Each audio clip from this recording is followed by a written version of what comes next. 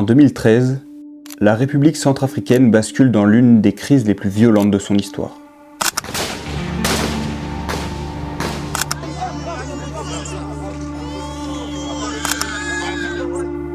Ce pays, enclavé au cœur de l'Afrique, grand comme près de 2 fois la France et pourtant presque dépourvu de routes et d'infrastructures, possède un sous-sol d'une richesse exceptionnelle. Diamants, or, uranium. Mais cette richesse n'a jamais profité à sa population. À cette époque, le pays se classe 180e sur 187 à l'indice de développement humain. L'espérance de vie dépasse à peine 49 ans et la mortalité maternelle atteint 880 décès pour 100 000 naissances. Depuis son indépendance en 1960, la République centrafricaine n'a en réalité presque jamais connu de véritable stabilité. Coups d'État, rébellions armées, mutineries militaires, le pouvoir s'est souvent imposé par la force plutôt que par les urnes. Les périodes de calme ont été rares et toujours fragiles. Sur le papier, un État existe encore. Sur le terrain, il est déjà en train de disparaître. Mais ce conflit ne naît pas ex nihilo. Ses racines remontent à 2003. Cette année-là, le général François Bozizé prend le pouvoir par un coup d'État. Situation extrêmement instable en République centrafricaine. Le président Félix Patassé a trouvé refuge au Cameroun alors que des rebelles conduits par le général Bozizé auraient pris le contrôle de Bangui, la capitale. Il promet la stabilité et signe plusieurs accords de paix avec des groupes rebelles actifs dans les régions périphériques du pays. Mais ces accords ne seront jamais réellement appliqués. Dans le nord-est, une région marginalisée et majoritairement musulmane, le ressentiment grandit. Les populations dénoncent l'abandon de l'État, l'insécurité permanente et l'exploitation de leur territoire. En 2012, plusieurs mouvements rebelles décident alors de s'unir. Ils forment une coalition appelée la Seleka, qui signifie en sango la langue locale, l'Alliance. Le mouvement rassemble différentes factions armées renforcées par des combattants venus du Tchad et du Soudan. Leur revendication est simple, que les accords de paix soient enfin respectés. Mais face à l'inaction du pouvoir, la coalition décide de marcher sur la capitale. Mesdames et messieurs, bonsoir. Bienvenue à ce journal à coup d'État en Centrafrique. Les rebelles de la coalition Seleka ont pris ce dimanche le contrôle de Bangui au terme d'une offensive éclair lancée pour renverser le président au pouvoir depuis 10 ans, François Bozizé, qui a fui la capitale. Les rebelles du Seleka occupent le palais présidentiel. Le 24 mars 2013, Bangui tombe. Le président Bozizé fuit le pays et Michel Djotodia, l'un des chefs de la Seleka, devient président de la République, le premier musulman à diriger le pays. Nous pouvons adopter par consensus l'unique candidature qui est celle du président Michel Djotodia. Si vous ne voyez pas d'inconvénient, nous pouvons le voter par acclamation. Mais très vite, le pouvoir lui échappe. Les combattants de la Seleka, mal encadrés et souvent impayés, se dispersent dans tout le pays. Les pillages, les violences et les exactions se multiplient. Les populations civiles, et particulièrement les quartiers chrétiens, deviennent des cibles. Les églises sont attaquées. En mai 2014, l'église Notre-Dame de Fatima, où j'ai d'ailleurs pu me rendre lors de mon reportage, située dans le centre de Bangui, est prise d'assaut. Une douzaine de fidèles sont tués et un prêtre est abattu pendant la messe.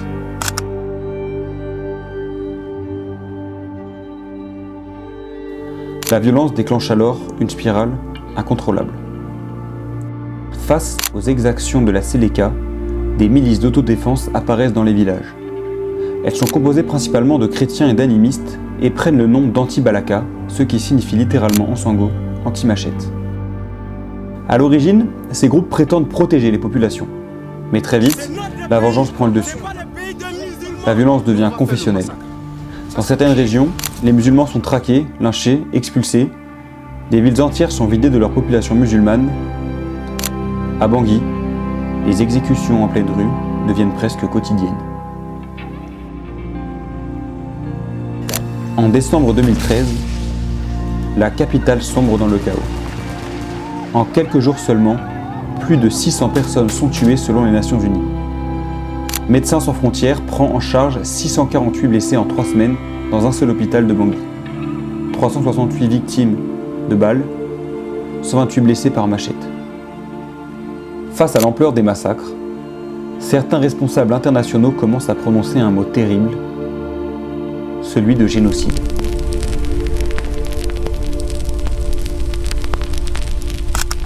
La France intervient alors en urgence avec l'opération Sangaris. Environ 1600 soldats sont déployés pour tenter d'empêcher l'effondrement total du pays. L'intervention permet de freiner les massacres les plus massifs, mais elle ne parvient pas à désarmer complètement les groupes armés. Lorsque les soldats français quittent finalement le pays, la République centrafricaine reste profondément fracturée. Le bilan humain de ces années de violence est vertigineux. Entre 5 000 et 10 000 morts, près d'1 million de déplacés. À Bangui, plus de 100 000 civils trouvent refuge autour de l'aéroport, survivant dans des conditions sanitaires dramatiques.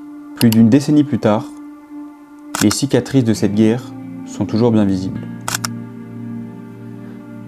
Si la République centrafricaine n'est plus au bord du génocide, la paix reste néanmoins fragile. Plusieurs groupes rebelles continuent d'opérer dans l'ouest, le nord et l'est du pays, notamment au sein de la coalition des Patriotes pour le changement, qui mène régulièrement des attaques contre les forces gouvernementales et les civils. Pour tenter de stabiliser le pays, les Nations Unies déploient en 2014 une mission de maintien de la paix, la MINUSCA, la mission multidimensionnelle intégrée des Nations Unies pour la stabilisation en République centrafricaine. Aujourd'hui encore, plus de 10 000 casques bleus sont présents dans le pays. Leur mission ? Protéger les civils, soutenir le processus politique et tenter de contenir les groupes armés qui contrôlent encore une partie du territoire. Mais malgré cette présence massive, l'autorité de l'État reste fragile. Et dans de nombreuses régions, la sécurité dépend encore largement de forces étrangères ou de milices locales. Aujourd'hui, plus de 700 000 Centrafricains vivent toujours en exil et environ 600 000 sont déplacés à l'intérieur du pays. La moitié de la population dépend encore de l'aide humanitaire pour survivre. C'est dans ce contexte fragile que je me suis rendu cet été pendant 3 semaines en République centrafricaine avec l'aide à l'Église en détresse, l'AED, pour comprendre et documenter la situation sur place. Comment vivent les gens après la guerre civile ? Quel rôle joue aussi l'Église dans un pays où l'État est presque absent ? Car en effet, pendant ces guerres civiles qui ont divisé chrétiens et musulmans, certains ont refusé de rentrer dans le jeu. Pendant les années les plus sombres de la guerre, dans ce chaos indescriptible, certains ont refusé de rentrer dans la logique de la violence, malgré les horreurs qui ont pu se passer. Certains n'ont pas cédé à la violence et à la haine. Certains ont continué de transmettre un message d'amour, de paix, et c'est notamment le cas de responsables religieux, des imams, des pasteurs, des prêtres. Et dans ce cadre-là, j'ai eu l'occasion d'interviewer, d'avoir cette rencontre un petit peu exceptionnelle et hors du commun, de rencontrer le cardinal de Bangui, le cardinal Dieudonné Nzapalenga, un homme qui, au plus fort des violences, a décidé de rester auprès de son peuple alors qu'il avait l'occasion de se mettre en sécurité. Un homme qui, malgré le danger, est allé à la rencontre des rebelles. Pendant cette mission, j'ai eu l'occasion de le rencontrer et de réaliser avec lui un entretien tout à fait inédit. Je vous propose alors de découvrir le témoignage rare de ce cardinal qui a vu son pays basculer dans l'horreur et qui pourtant continue de répandre un message d'amour et de croire à une paix, certes peut-être fragile, mais durable, entre les communautés de son pays. Je suis le cardinal Nzapalenga Dieudonné, archevêque de Bangui. Je suis arrivé ici en 2005. J'ai commencé le service comme responsable des spiritains. J'étais le premier spiritain africain, centrafricain à venir après les Européens. J'ai fait le premier mandat et j'étais réélu le 22 juillet 2012. Nous avons été ordonnés évêques. On était 4 à être ordonnés ce jour-là. Un an après a commencé la grande crise ici, où les gens sont venus du nord-est, du Soudan, du Tchad et tout, les rebelles. Et ils descendaient pour venir vers Bangui. Parce que Bangui, c'est l'épicentre, la capitale. Le pouvoir, c'est ici. Si vous avez Bangui, le reste pourra suivre. Comme il y avait beaucoup de rebelles qui venaient du Soudan, du Tchad, beaucoup parlaient arabe. Or, nous avons une langue nationale en Centrafrique qui s'appelle Songo, ou bien le français. Ces gens ne parlent pas français, ne parlent pas aussi Songo. Eh bien, ils allaient vers les coreligionnaires, les musulmans. Or, comme ils arrivaient, ils pillaient, ils détruisaient. Les gens ont fait l'amalgame rapidement en disant ça c'est une guerre religieuse. Une semaine après, nous, le pasteur, l'imam, sont venus ici à l'archevêché me dire est-ce que tu entends ce que nous on entend? Il semble qu'on brutalise les prêtres, les pasteurs, on est en train de piller. Alors qu'est-ce qu'on fait? On a dit on va faire une déclaration commune en disant c'est pas la guerre des religions. Dans le pays, on a toujours vécu ensemble, musulmans, protestants, catholiques, hors de question. Donc c'est comme ça que nous avons fait une déclaration commune pour dire cette guerre qui arrive n'est pas une guerre religieuse. Et nous voici les leaders, tous les leaders, les trois, nous sommes ensemble. On était comme barrière ou digue pour empêcher le pont de sauter. Mais les gens, le 24 mars, c'était un jour de rameau. Ils sont rentrés dans la capitale pour prendre le pouvoir. Mais je pense que ce jour-là était mal choisi parce que c'est un pays essentiellement chrétien. Vous avez 50% de protestants, 34% par là, catholiques et les musulmans 10%. Le reste, c'est les autres qui n'ont pas de religion. Donc c'est essentiellement chrétien. Et le jour de Rameau, le dimanche en général, très tôt, vous ne voyez pas beaucoup de circulation parce que les gens attendent d'aller à l'église. Donc le jour de Rameau, c'est significatif. Donc on ne peut pas choisir ce jour-là. Et pourtant, c'est ce jour-là. Donc les gens étaient dans les églises et ils se rentraient et ça tirait de partout. Moi, j'étais ici. Pour la petite histoire, moi j'étais en France. Je savais que le coup d'État devait avoir lieu parce que j'étais ministère des Affaires étrangères en France. Donc eux là-bas, ils étaient au courant des choses. Ils m'ont dit, ah, bientôt on va avoir un coup d'État chez vous. Mais j'ai dit, moi je rentre pour vivre les choses ici. Donc j'étais rentré pour être avec eux. J'aurais pu rester pour ma sécurité et tout. Et quand je suis arrivé ici, alors qu'on se préparait pour le coup d'État, il y a un ministre qui est venu me voir en disant, regardez, on a mis beaucoup de temps pour avoir un évêque. Est-ce que tu ne veux pas traverser le fleuve? Il y a une pirogue pour attendre de l'autre côté en RDC. Quand ça sera calme, tu reviendras. J'ai dit non. C'est ici qu'on m'a envoyé. Le soldat il meurt au front. Moi, je reste là. C'est ici que je dois donner ma vie. Donc c'est comme ça que je suis resté ici. Mais quand les rebelles, avant d'arriver à Bangui, nous les leaders, nous sommes allés les rencontrer pour leur parler, disant c'est par le dialogue qu'on peut trouver des solutions. Mais les politiques, ils ont des agendas qui ne sont pas les nôtres. Nous, on met Dieu avant, mais eux, c'est le pouvoir. Et le pouvoir, c'est mondain, c'est terrestre. Et donc les intérêts ne sont pas les mêmes. Et plusieurs fois, on a parlé, on a essayé de calmer, mais chacun avait ses positions. Finalement, le président de l'époque, François Bozizé, Yangouvunda a été renversé, il est parti et les autres ont pris le pouvoir. Mais c'était le chaos parce que partout que ce soit dans l'administration et tout, le pillage partout. Moi, je suis resté ici dans l'archevêché. J'ai commencé à faire comme en Europe. Quand il y a une crise, on met en place, on appelle cellule de crise. J'ai appelé les grands séminaristes en disant, toi, tu as un papier, un stylo, toi, c'est tel axe. Si quelqu'un appelle, dans tel axe, c'est toi qui prends l'appel et tu écris ce qui s'est passé et tout. Toi, c'est tel axe, et ainsi de suite. J'ai réparti les choses pour qu'on puisse gérer. Pendant les 3 jours, j'ai dit, mais ça tire, ça fait... Qu'est-ce que je fais ici autour de table? On dit, je tire, je gère les choses. Moi, je laisse tout. J'ai dit au vicaire général, moi, je pars. Il y a mes prêtres qui sont menacés dans le quartier. Il y a les sœurs qui sont menacées. Je vais à leur rencontre pour que je sois prêt à donner ma vie. Si je meurs, tu continues la mission. Et vous savez, quand ils sont rentrés le dimanche, le lundi, une équipe était venue.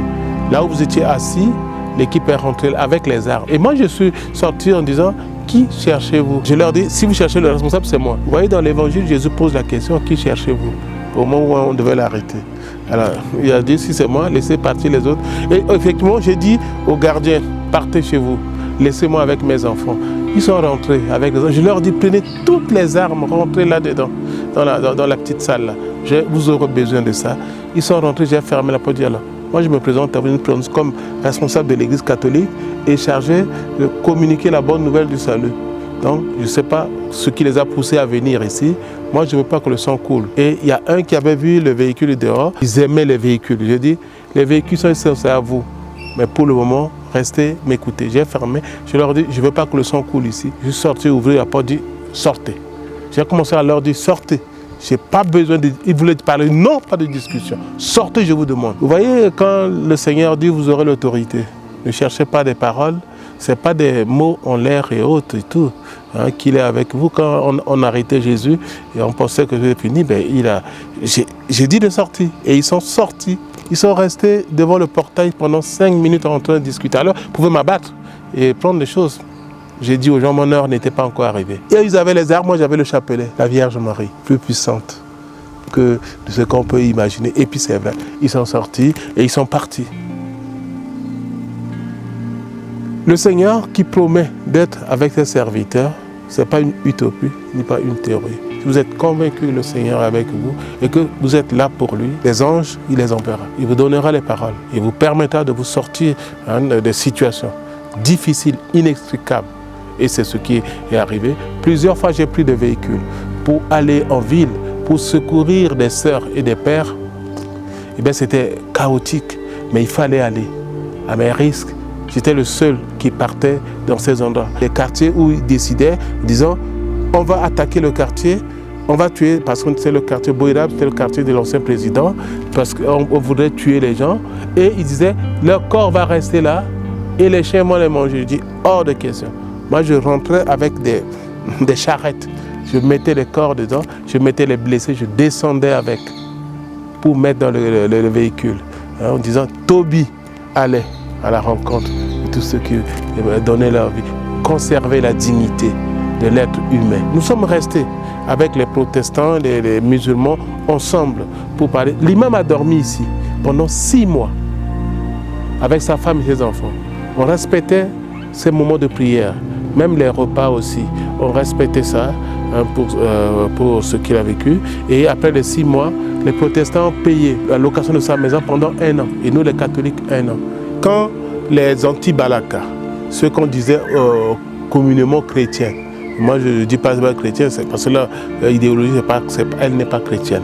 Alors, donc, eux, quand ils attaquaient le 5 décembre, eh bien, ils devaient attaquer les villes. Or, lui, l'imam était dans le quartier combattant où il y a beaucoup de chrétiens. Donc, nous sommes allés pour chercher l'imam. On lui dit, imam, on va t'amener à l'évêché. Il rentre dans sa maison. Il a pris sa natte, il a pris son Coran. C'est tout ce qu'il a pris. Je dis, imam, prends quelque chose. Il a dit, non, ça va. Prends, parce que moi, je savais que ça va être dur, il ne pourra pas venir. Et bien après, on a tout détruit. Réduit là-bas, il a tout perdu. J'ai dit, bon voilà, lui il a pris l'essentiel, le Coran, la natte, la prière, Dieu. Le reste, il a laissé. Voilà, le Seigneur lui a permis à ce qu'il achète notre nouvelle maison pour avoir encore d'autres choses et tout. La foi. Ça, c'est le trésor qu'on peut avoir et qui peut vous pousser à croire à une promesse que le Seigneur peut vous faire et autres. Et que vous pouvez considérer les choses de ce monde comme dérisoires, accessoires, que l'essentiel ailleurs, parce que l'essentiel c'est Dieu. Ce qu'il m'a révélé en prenant son Coran et ça, et j'ai vu que, oui, si c'était moi, j'ai dit, mais où est mon ordinateur? Ben, où est mon téléphone et tout? Non, non, non. Lui, c'est le Coran et c'est la natte de prière. C'est ça, c'est Dieu. Après tout le reste, il peut piller, il peut voler, le Seigneur me donnera. Et dans le chaos, nous sommes restés comme des digues, comme des ponts, déjà entre nous. Les gens ne comprenaient pas pourquoi nous on continue à dire que ce n'est pas la guerre religieuse. Parce que fondamentalement, nous sommes convaincus que religion, religare, en latin veut dire relier. La religion doit nous relier les uns avec les autres, pas nous diviser. Diviser, c'est l'œuvre du diable. Et nous devons rester unis. Si bien que quand les journalistes de Le Monde étaient venus ici et qu'on leur a fait les interviews, ils ont dit, vous êtes les 3 saints de Bangui.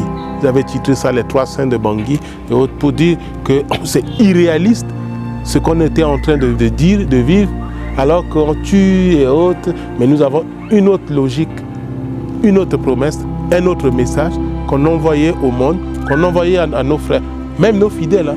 Ce que je vous dis, même les prêtres, même les sœurs, j'ai dû lutter fort. Parce qu'ils disaient, mais oui, on nous tue, et tu ne dis rien, tu dis toujours pardon, tu dis réconciliation, et tu dis, soyez vainqueurs du mal par le bien. C'est Saint Paul qui le dit dans le Romains chapitre 12, verset 21. Faites-le, ne restez pas esclaves. Et quand on prie, on dit, pardonne nos offenses comme nous pardonnons aussi à ceux qui nous ont offensés dans le Notre Père. C'est le moment de mettre en pratique. Bon, là, ça peut paraître dur, non? Quand il voit le sang qui coule et tout. J'ai dit ici plusieurs fois, c'est sur la croix que Jésus nous a livré ce sacrement de pardon.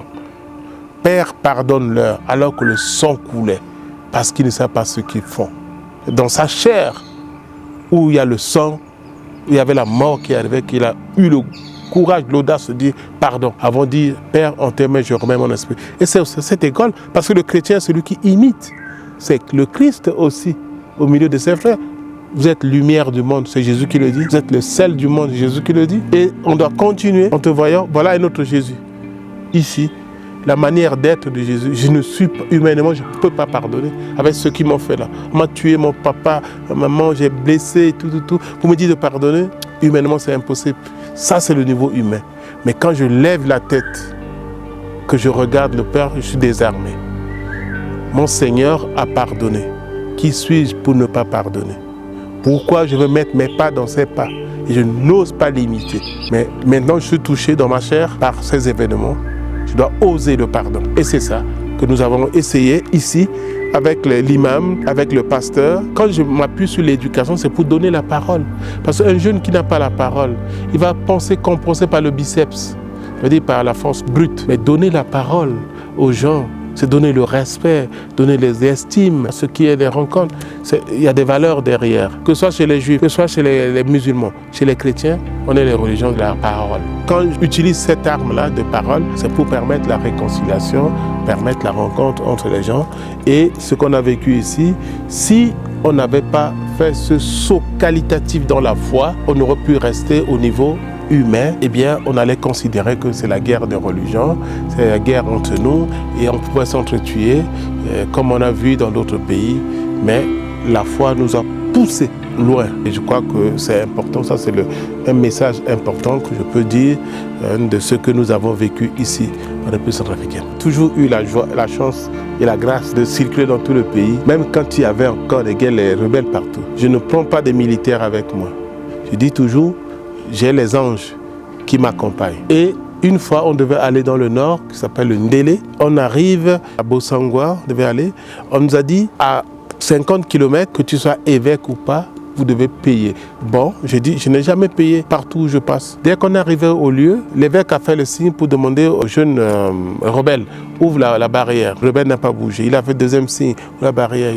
Troisième signe, le rebelle était assis là-bas avec les autres. Il a fait signe, toi, viens ici. Bon, il dit, viens ici 2 fois. Je dis à l'évêque, reste dans le véhicule, laisse-moi partir. Quand je pars, je demande toujours à tous les passagers que personne ne descende. Vous ne connaissez pas les humeurs, la psychologie, l'état d'âme des rebelles. Ces gens-là ont d'autres psychologies, d'autres mentalités. Est-ce qu'il a fumé ou pas? Non. Je descends seul. Je vais, il était assis avec les armes autour. Ah, je rentre. Non, je tombe dessus, je l'embrasse. Comment vas-tu, mon frère? Et tout. Mais c'est mon frère qui a pris les armes, non? Donc je l'ai embrassé et dit, alors, est-ce que tu écoutes la radio? Il dit, oui. Tu as déjà entendu parler de l'archevêque de Bangui? Il dit, oui. Mais c'est moi, ton frère.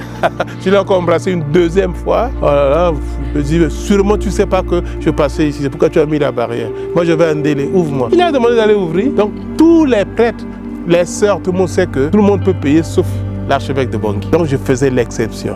Tout ça, ce n'est pas écrit dans les livres. L'Esprit vous conduira. L'Esprit vous dira ce que vous aurez à dire. Nous, on a vécu une rencontre avec les rebelles.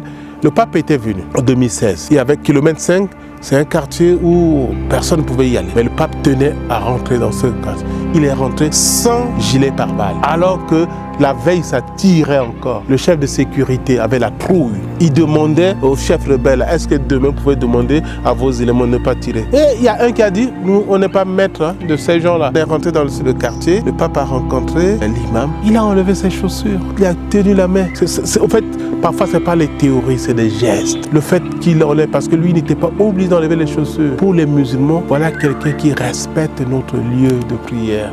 En même temps, il a pris la main, est devenu proche de nous. Il a pris la main de notre frère, notre responsable. Ils ont marché main dans la main. Et il a pris dans sa voiture. C'est ces gestes que le pape François a fait spontanément, qui n'était pas prévu. Ça les a touchés, bouleversés. En sortant, ils sont sortis massivement. Je dis toujours aux gens, quand je lis le livre L'Exode, où le peuple d'Israël sort d'Égypte, je vois la sortie de kilomètre 5. La veille, c'était impossible. Mais ils ont suivi le pape pour venir. Tous les verrous ont sauté. Ils sont sortis.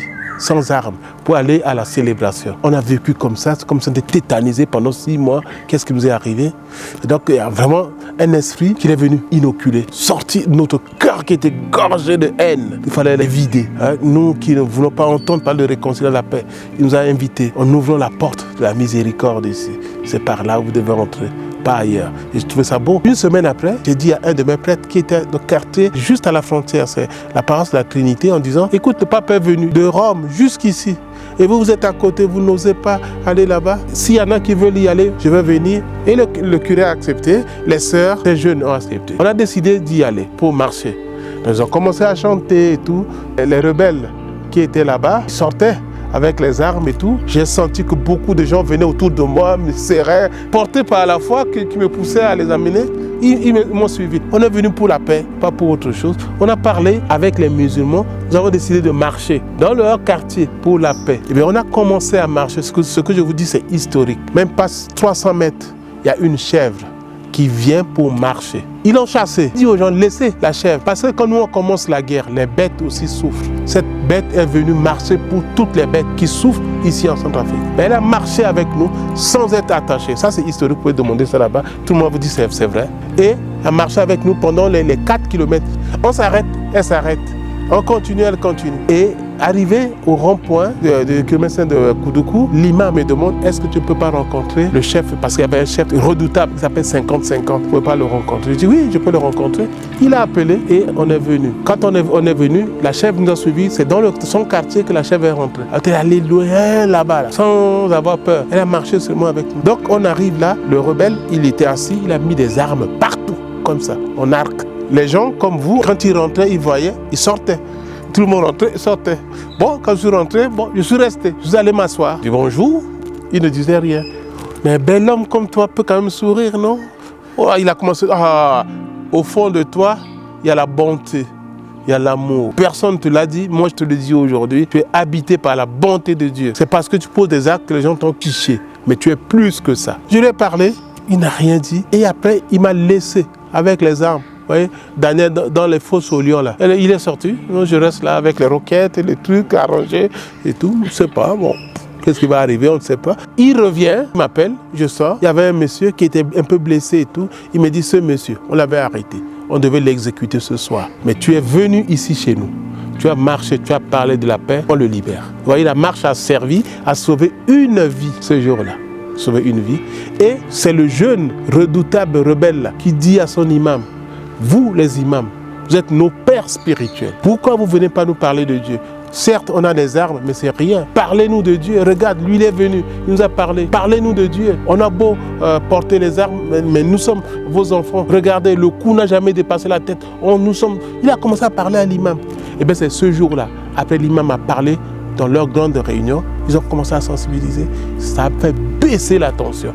Mais tout le monde avait peur de lui. J'ai vu ce rebelle-là, ce jour-là, non seulement il a sauvé une vie, mais il a lancé un message pour qu'il y ait un apaisement général dans la vie. Donc les rebelles, je les ai rencontrés, mais je pars toujours en disant, ce sont mes enfants. Ils sont en colère, ils n'ont plus les armes, il y a des raisons. Ne vous leurrez pas. Il était arrivé un jour où ils m'ont bloqué. Il était arrivé dans la ville, c'était vers Ouada. On pensait arriver dans la journée, la route vraiment impraticable, on est arrivé dans la nuit, 22h. Donc on est rentré, on a dormi. La nuit, ils sont venus les rebelles quand même pour nous voir. On a dit non, il fait nuit, je ne le connais pas encore. J'aime souvent prendre des informations auprès des responsables pour savoir quel est le groupe qui est là et autres, pour ne pas me lancer aussi à l'abordage comme ça, pour être vigilant. Donc je n'avais pas dit, lui, il peut attendre encore. Je suis responsable de tous ces gens que j'amène. Donc je dois penser aussi à leur vie, à leur sécurité. Ils sont partis, nous avons parlé. Il avait un jeune, je commence toujours par les rebelles, parce que c'est eux le monopole de la violence. Si vous venez, vous faites un déni de réalité. En commençant par les chefs d'autres personnes, c'est fini pour vous. C'est lui le chef, donc il faut lui donner la place. On commence par l'écouter d'abord. Il était là avec ses hommes qu'il a placés un peu partout. On parlait, un des jeunes, il a allumé une cigarette. Lui, il avait un bâton, il a frappé la tête. Un de ceux jeunes, il a fait le signe dégage. Après, j'ai dit au père qui sont là, ce monsieur, il n'a pas le logos, il n'a pas la parole. Hein. Si ça ne marche pas, il tue. C'est poli qu'il a fait, mais dans d'autres endroits, il descend. C'est plutôt la brutalité qui doit jouer. Nous avons parlé, le jour de partie, il nous a suivis. Avec son arme, il arrive, il demande, vous devez repartir, rebrousser chemin. Là, on vous a dit qu'on allait attendre. Non, rebrousser chemin. Je descends du véhicule pour le parler. Il dit non, je vous demande de rebrousser. Quand c'est comme ça, je vous avais dit qu'il n'a pas la parole et qu'il commence à faire des gestes, je dis on va rebrousser chemin. On a rebroussé, on est reparti à la paroisse. Je lui ai dit, ma mission elle est importante. Dis à ton chef que je dois continuer aujourd'hui. Il a appelé, j'ai dit, bon, je viendrai à 13h après la prière pour donner la réponse. 13h, il n'est pas venu. C'était un vendredi de carême. J'ai dit, est-ce que le chemin de croix, c'est à quelle heure? On m'a dit, vers 14h30, on est parti faire le chemin de croix. 15h30, on est revenu. Eh bien, on était là assis. J'ai dit, il faut anticiper les choses. Alors, j'ai demandé au curé et au responsable des jeunes et au chef d'aller voir le chef rebelle pour lui dire, est-ce qu'il veut qu'on parte? S'il ne veut pas, nous, on va rentrer. Et tout ce qu'on a amené comme cadeau, on va laisser ici et les gens viendront chercher. Donc, on avait prévu le plan A et le plan B. Quand ils sont revenus, ils nous ont dit, on ne peut pas continuer. J'ai dit, il n'y a pas de problème, nous, on va rentrer. La nuit, ils sont venus. Ils m'ont appelé vers 21h, dans l'obscurité comme ça. Parce que quand ils viennent dire, toi, viens ici. Que ton chef, tes grades là, ça c'est Bangui. J'ai dit aux gens, j'ai dit cardinal, c'est rien. Pour lui, c'est quelqu'un vulgaire. Viens ici. Je viens. Il dit, mais qui es-tu? Je dis, je vous ai dit, je suis cardinal. Je dis, mais tu as demandé, on vient te libérer par la foi. Je dis, non. C'est toi le chef ici. Ces gens que tu as vus arriver, parce que vous avez vu les gens des Nations Unies, qui nous avaient demandé de les attendre. On a dit, non, on ne vous attend pas, on a notre mission. Ils pensaient que c'est nous, on leur a fait appel. J'ai dit, non. Nous, demain, on rentre. Ça l'a apaisé, rassuré. Dans la nuit, les gens ont prié. Seigneur, c'est toi qui les as amenés. Ils ont une mission. Donne-leur la possibilité de continuer. Ils ont prié toute la nuit jusqu'au matin. La minuit, je sors, je dis à l'évêque, toute la nuit, les gens sont en train de prier. Demain, peut-être les murs de Jéricho vont tomber. Alors, on est parti dormir le lendemain matin. Je vois le même chef rebelle revenir, mais habillé autrement, sans escorte, avec un autre monsieur. Bon, il vient, il me dit, toi, viens ici. Je me lève, je vais là-bas, il dit, vous devez continuer votre chemin. Je dis, non. Tout sauf ça. C'est toi le chef. Il dit, depuis hier, tu as dit, c'est fini, on doit rentrer, regarde les véhicules. On doit rentrer, je ne peux pas. Je dois obéir à mon chef et c'est toi le chef. Les gens ont vu, lui c'est le tout-puissant. Que je ose lui toucher les oreilles, il tombait de nuit et ensuite je leur dis, les murs de Jéricho sont tombés, allez, on continue la mission. Vous voyez, on a passé 24 heures là. Mais on n'a pas paniqué, on est resté. Le Seigneur a préparé le chemin et la route, on a eu la voie pour continuer la mission. Une fois, on était parti pour voir, c'est les Don Bosco. On est parti pour les voir et j'ai parlé. Les gens applaudissaient et tout. L'imam voulait parler, ils ont commencé à huer. J'ai dit non, vous n'avez pas le droit. Si moi, vous m'avez écouté, vous devez l'écouter aussi. On est tous vos pères ici. Silence total. Ils l'ont laissé parler par respect. On travaille ensemble, on est pères. Et tous, on est le même bateau. On dit non à la violence. Donc je ne peux pas accepter.